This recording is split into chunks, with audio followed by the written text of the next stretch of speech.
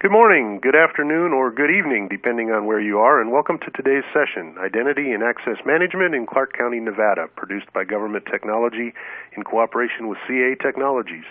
My name is Todd Sander, and I'm the Executive Director for the Center for Digital Government. I'll be your host and moderator today. I'd like to share a few announcements with you before we begin. This webcast is designed to be interactive, and you can participate in Q&A with us by asking questions at any time during the presentation. You'll just need to type your question into the Q&A text box area on the lower left side of the console and click Submit. If you'd like to download a PDF of the slides for this presentation, you can do so by clicking the Slides widget at the bottom of the console. Also, during today's webinar, you'll be able to connect with your peers via LinkedIn, Twitter, and Facebook. Please use hashtag GTLive to connect with your peers across the Government Technology platform via Twitter. Lastly, the recorded sessions will be available for all registrants within 48 hours. You can use the recorded sessions for your reference or feel free to pass them along to colleagues. At this time, we recommend you disable your pop-up blockers, and if you're experiencing any media player issues or have any other problems, please visit our webcast help guide by clicking the Help button at the bottom of the console. Now, let's move on to our presentation. Today, we're very pleased to have Louis Carr, Jr., Chief Information Officer of Clark County, Nevada, join us as a featured speaker. Louis was appointed Chief Information Officer of Clark County, Nevada in March of 2013. As CIO, Louis has overseen the deployment of several new technology initiatives, including a new social service web management system, an enterprise mobile device management solution, and establishment of shared services model for disaster recovery for several county departments. Prior to joining Clark County, Louis was the CIO for the Texas Department of Transportation from 2011 to 2013. Some of his accomplishments at TxDOT included consolidating the IT agency, both staff and budget, creating a new IT governance structure, deploying a new enterprise IT help desk system, and deploying a new TxDOT website. Louis has a bachelor's degree in electrical engineering and a master's degree in information technology. Thank you very much for being with us today, Louis. Now let me turn things over to you so you can tell us about how you're dealing with the challenges of identity and access management in Clark County. Well, hello, everyone. Again, my name is Louis Carr, Chief Information Officer for Clark County, Nevada. I wanted to talk to you guys a few minutes about the Identity and Access Management Initiative that we're embarking upon here at Clark County. Just a quick overview of the program. Clark County, Nevada, we're a fairly large government agency. And identity and access management strategy will have a major operational and strategic value for us. Identity and access management is about giving the right people the right access at the right time for the right reasons. That's a catchphrase we've coined as we try to market the IAM program to other department directors and try to get funding. We've started in earnest building a foundation of understanding why an IAM program is necessary here at Clark County and identifying the benefits to the county employees and the citizens of Clark County. And we've engaged some expertise to help us build out that foundation. A little bit about Clark County for those of you who may not visit the west part of the United States. Clark County is the 12th most populous county in the United States. The county is about 8,000 square miles in area. We have a population of 2.1 million residents, but because the Las Vegas Strip and because of the downtown Las Vegas, we average about 39 to 40 million visitors each year. The county, for those who may not be aware, includes the boundaries of the city of Las Vegas, cities of Henderson, North Las Vegas, and Mesquite. The population of the city of Las Vegas is only about 600,000. It's our largest city in the state. But the population of unincorporated county is about 800,000. So the county actually has a larger citizen base than the city of Las Vegas does, just to give you some perspective. And we are one of those counties that provide municipal services as well as traditional tax services, as the second bullet states there. 38 departments. The traditional tax county services such as property tax assessments and document recording, we do all that, as well as some municipal services such as parks and recreation and business licensing. Here at Clark County, IT is decentralized. A few agencies, the county hospital, the airport, and the sheriff's department, have their own CIOs and, of course, their own IT departments. About half a dozen or so smaller departments have a handful of IT employees, ranging from 3 to 8 or 9, and they have IT supervisors that report up to those department heads. Here's a little known fact. Hopefully it may be more common than I think, but the Las Vegas Strip is actually in unincorporated Clark County. It is not in the city limits within the city of Las Vegas. So everything from, for those of you that know the Las Vegas area, from the new SLS Hotel all the way further south down there to the Mandalay Bay, none of that is in the city of Las Vegas. Okay, that's enough about the county. Now we're going to move more into identity and access management. As I mentioned before, IAM is about providing the right people with the right access at the right time for the right reasons. What we see as some of the benefits to Clark County include improved end-user experiences through our citizen portals. We're going to embark upon an enterprise white pages lookup. As I mentioned before, the county is very decentralized in terms of IT services. There are multiple domains, multiple ADs managed by different groups of folks. So a white pages type of service will allow us to have some level of interaction between each of our agencies. We also expect in future phases to have reduced sign-on. I don't think I'll commit to a single sign-on solution, but certainly a reduced sign-on. And we believe the IAM program will simplify the deployment of shared enterprise applications. Some of the around risk reduction, we believe that the IAM program will help reduce the likelihood of breaches and will increase compliance so that as we get audited for federal regulations, state regulations, PCI compliance, HIPAA compliance, a good, strong IAM program will help reduce any potential compliance violations. A couple more benefits we see from the IAM program. Again, containing costs, increasing productivity. Through automation, we believe that we can certainly increase the productivity of our knowledge workers and strengthen some of the security controls, particularly around auditing and reporting. Having auto-provisioning of accounts and things of that nature, and deprovisioning even more important, so as folks move from Department A to Department B, or they retire from the county, having a system that automatically deprovisions them allows us to ensure that folks don't have access long after they've left the county.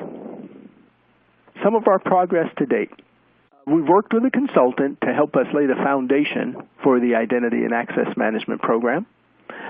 Since September, we've had 3 workshops, and out of those workshops, we've accomplished a few things. One, we've agreed on an overarching IAM program charter, and that was built with several departments, and I always try to get buy-in from my partner departments as we embark upon these enterprise initiatives so that, again, we're all lockstep and we're all saying the same message to our executives and elected officials. We've established principles to ensure the IAM-related services can be easily integrated within the existing infrastructure. One of the things that comes to top of mind is that because we have kind of separate agencies, no one agency will be authoritative over every agency, so we're going to have to develop kind of a trust relationship, and through virtual directories, we'll be able to share information, and those agencies can determine what information they want to share, whatever level they're comfortable sharing with us. We've already started to form subcommittees. 3 subcommittees, one on security, and one on process, and one on data. Those subcommittees started meeting in mid-February, and we will continue on until we hammer out enough details for each of those subcommittees to move forward with that White Pages initiative that I mentioned earlier. What are some of our next steps?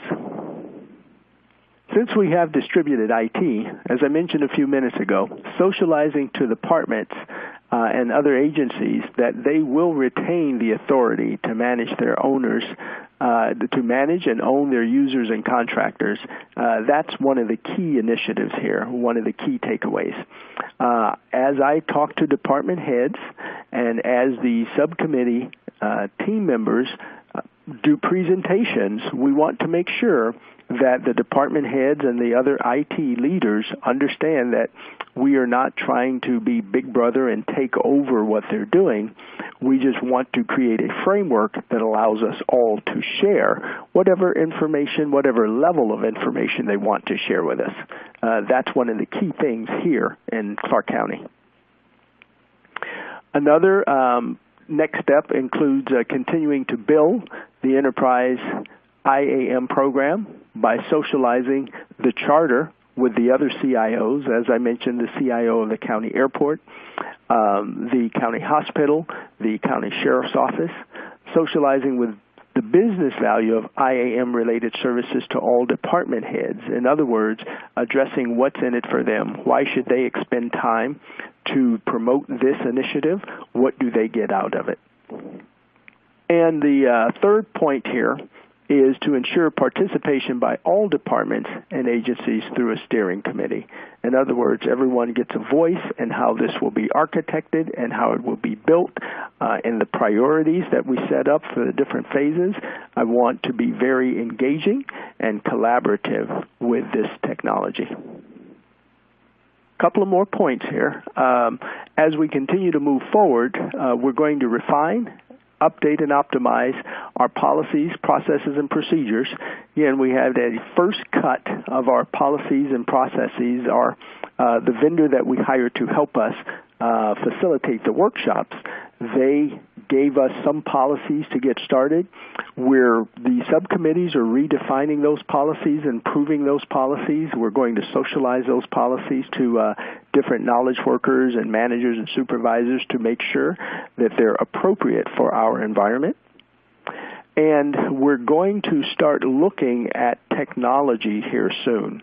Right now, we've been focused just on people and process, but as soon as I get to go on some funding, we will start looking at vendors, probably have a bake-off between maybe anywhere from 2 to 4 different vendors as we look at their identity and access management solutions.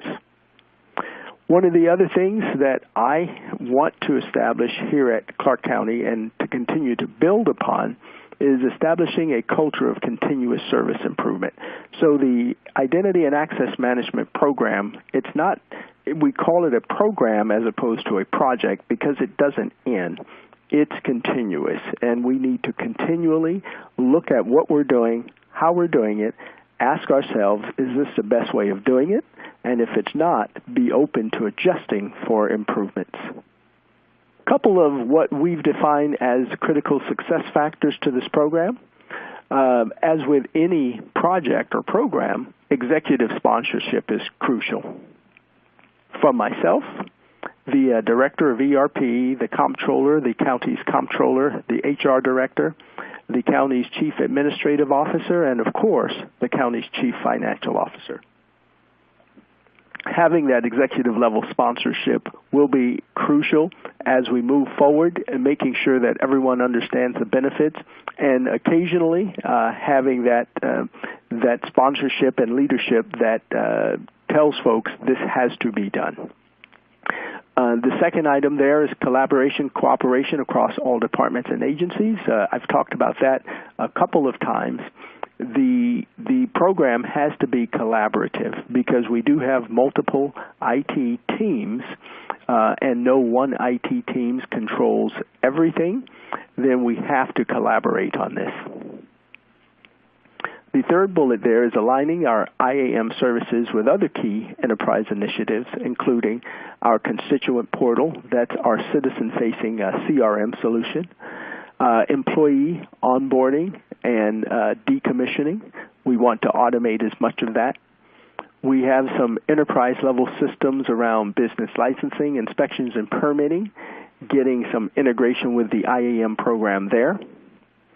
Shared computer services, protection, and enforcement, our scope system that our police and county sheriff use, getting some IAM capabilities there. Disaster recovery, cloud services, and mobility. So being in a position to leverage IAM to support all of these initiatives will help us as we move forward, as the county moves forward. And those are the initiatives that I'll use to determine how successful the IAM program is. Some of our priorities include directory services, to store and locate identity information, provisioning and deprovisioning. I've mentioned that a couple of times to automate the identity creation and credentials management in through our HR and payroll system and several of our line of business systems. Authentication and authorization services. As we have our CRM, depending on what the user wants to do, if he or she only wants to report a pothole or graffiti, maybe the level of authentication and authorization is fairly low. But then if that same user wants to come and pay their property tax bill, we'd have a higher level of authentication. And the final bullet there, identity audit services to keep track of end-user accounts and access privileges. One of the commitments I've made to the department heads is being able to share with them, at least on an annual basis, but maybe even more frequently, who has access to their systems and what level of access and what sorts of functionality can they do with that access. So IAM will provide that for me to give to those department heads. That's something that's valuable because whether it's a tax system or a business licensing system or a permitting system, many of these systems manage millions of dollars, if not tens of millions of dollars. So a director would and should want to know who has access to their system and what level of functionality that person has in their system. Well, that's the end of my presentation. I would like to thank eRepublic. I would like to thank Computer Associates for helping me prepare and helping sponsor this initiative. Right now, I'll turn it back over to Todd Sanders. Well, thank you very much, Louis. That was great. Now let's move on to questions from our audience. We have a couple of questions that we'll jump in. Todd, any instructions for us before we jump into the QA? No, Louis, thank you. I think we'll just go ahead and go right to them. We've gotten a few questions, so let's just go ahead and address them. What consultant did you select, and what were the key reasons that they were chosen for the IAM program? And I do have on the line with me my IT security administrator, Michael Smith, so he and I will kind of tag team answering some of these questions. But we chose Gartner Consulting to help us kind of frame out the program's foundations, some of the guiding principles for this program. We chose Gartner, one, because they're not selling a specific product like maybe some of the other firms who have expertise in this area would. And we've had a very good relationship with Gartner on a number of initiatives that we've worked with them regarding technology assessment. Okay, and does Clark County have an Agile culture? If so, do all the other CIOs share that same culture? And Mike has been here longer than I. I'll simply start by saying we're kind of traditional government, and things kind of move at the speed of government in many instances, which tends not to be very agile. but the team that I've assembled, Mike was here before I got here, but we have a mindset of trying to move a bit faster than traditional government and try to be more innovative than traditional government. So I would certainly say while it may not be an agile culture may not be prevalent in Clark County, there are certainly pockets of it that we're trying to leverage. Yeah, that's true. This is Mike Smith. Okay, thanks, Mike. So, Louis, I know you talked about this a little bit during your presentation, but could you tell us just a little bit more about what prompted the need for you to look at identity and access management? Yeah, I'll give a 30-second review, but I'd like for Mike to maybe get to some of the more tangible sorts of things. From my perspective, and as I've explained it to the executives, because we're so decentralized and there are a number of IT departments and they all kind of roll up to the same governing board, our inability to effectively and easily manage credentials within the agencies was part of that driver. You know, something as simple as our ERP, which supports a variety of agencies, we don't have the ability to easily communicate with all those thousands of people who may interact with our ERP, thousands of employees from different agencies. Mike, could you elaborate on that? Yeah, we saw the SAP or ERP folks who use SAP moving toward a CRM solution. And at the same time, we have compliance needs, criminal justice from the federal and state level, HIPAA concerns, and also PCI payment concerns on controlling access, know who's coming in to our network, contractors, employees, being able to onboard them, offboard them appropriately, and ensure transfers are handled internally so we were able to manage the rights as the departments within the county need them to be managed. So. Okay, thanks. And so, Louis, you had talked about the importance of kind of getting the word out, building support for this. How effective has your marketing effort been, and do the other department heads really understand the value of this now? I think we're still in the initial stages of the marketing.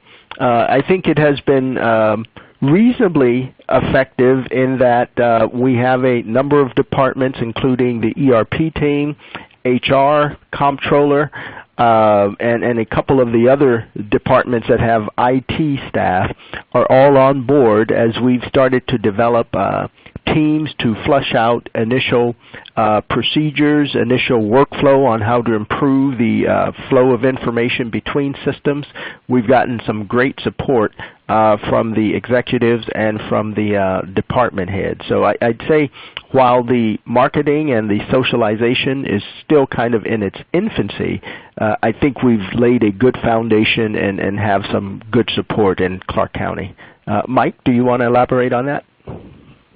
Yeah, it was just kind of ironic. The timing was great. We found out that one of the departments, our comptroller's office, was trying to take this initiative on, and as we brought in the consultant to do the work, we were able to dovetail, and we're just like, running parallel, and so it's going pretty smooth. So you've talked about how you brought the department heads on. Here's a kind of a follow-on question to that. How did you get elected officials to agree on anything? Implementing something like this is tough in any circumstances, but I think it's particularly challenging in counties and in a large county like Clark. With the separately elected officials, was there any special strategy for engaging them or their teams? Well, and I think we're still building that full consensus, but if you kind of start by talking how this impacts our citizens and our voters, which are of particular interest to them, and the value and benefit that the citizens get, it becomes easier for those elected officials to come on board. As we talk about single sign-on, the example I've used with the executives and the electeds is kind of like a Amazon model. I've told them Amazon.com has thousands of partners, but the way that Amazon has orchestrated their logins and identities is that you just need one login. So you don't, even though there might be 1,000 partners, you don't have 1,000 logins. It's one login, and that makes it very easy for folks who use Amazon to do business with all their partners. And I told them that's my vision for Clark County as well, kind of one login, even though there are 38 departments, so that the citizens will benefit by not having to have 38 different logins and passwords.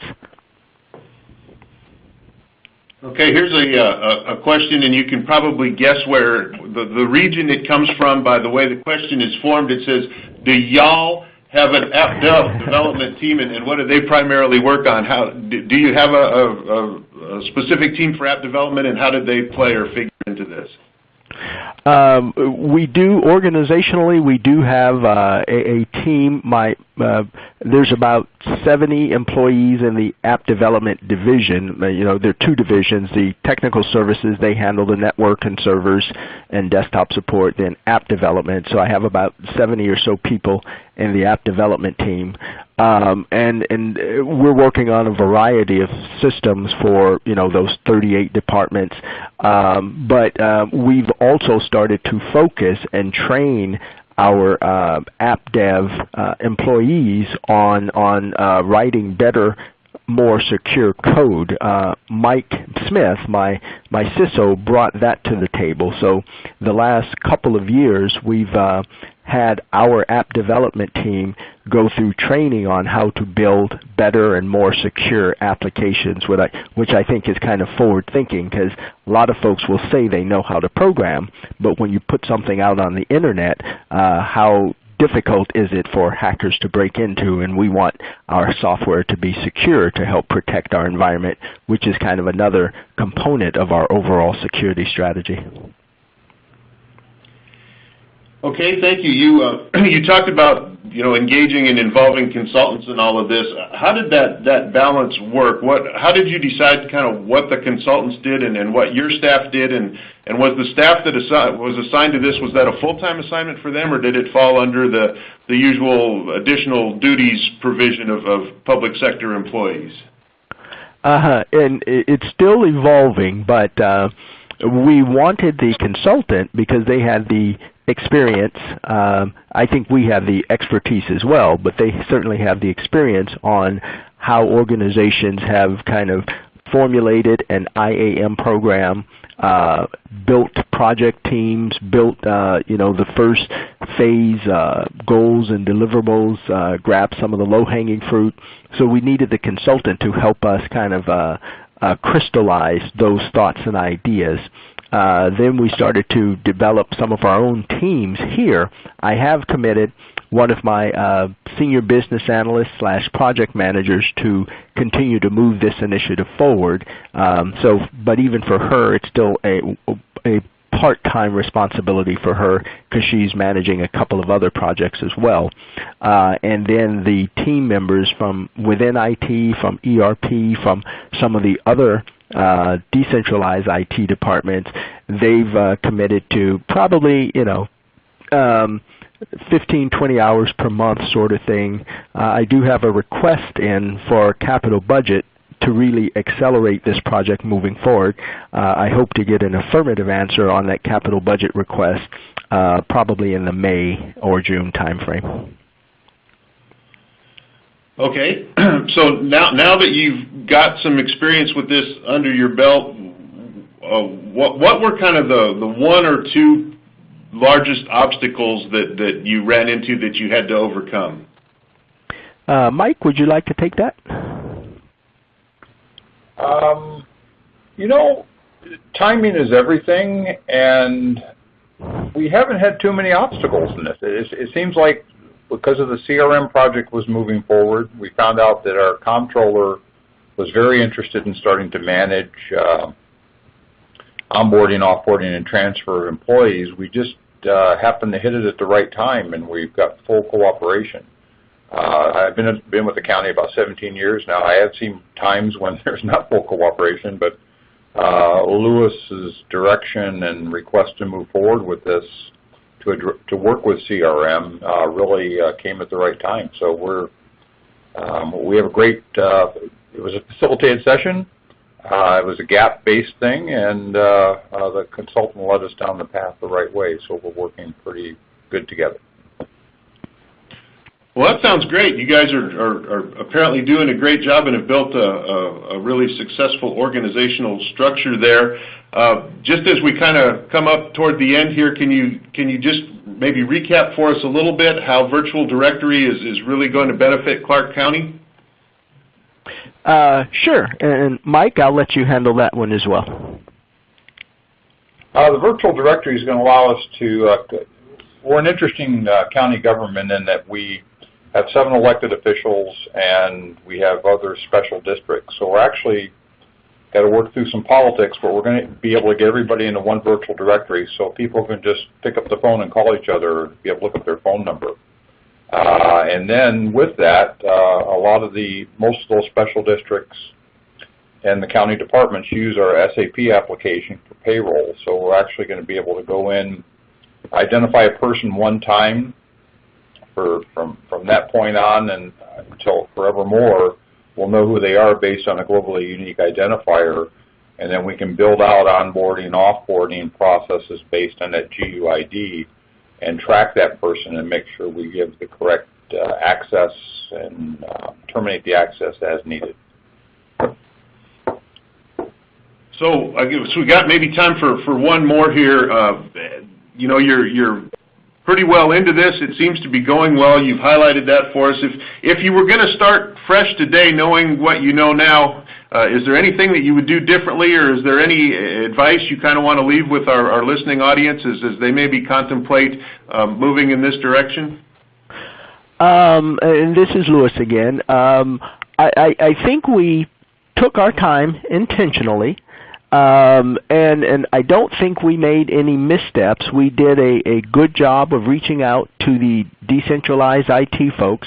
They've been at the meetings. We've had great participation. So at this point, I don't know that there are any things that I would do differently. We, again, intentionally kind of move this slower, probably over the course of 4, maybe 5 months. To allow the culture here at Clark County to kind of stay with us, and we didn't rush it. And that kind of goes back to the question about the Agile method. You know, culture sometimes trumps everything else, and we understood that we had to move slower maybe than I wanted to, but we continue to pick up momentum as we go. All right, well, unfortunately, I think that brings us already to the end of our allotted time. I apologize to those of you whose questions we didn't have a chance to get to. Louis, Mike, thank you very much for being with us and for sharing the story of Clark County and the success that you're having there. We really appreciate it, and I think you're to be congratulated. It sounds like you're doing a great job on behalf of your organization and your citizens, so thank you for being with us. Thank you. Thank you. And thank you to everyone who was part of our listening audience. And with that, we'll call this to a close. Have a good day, everyone.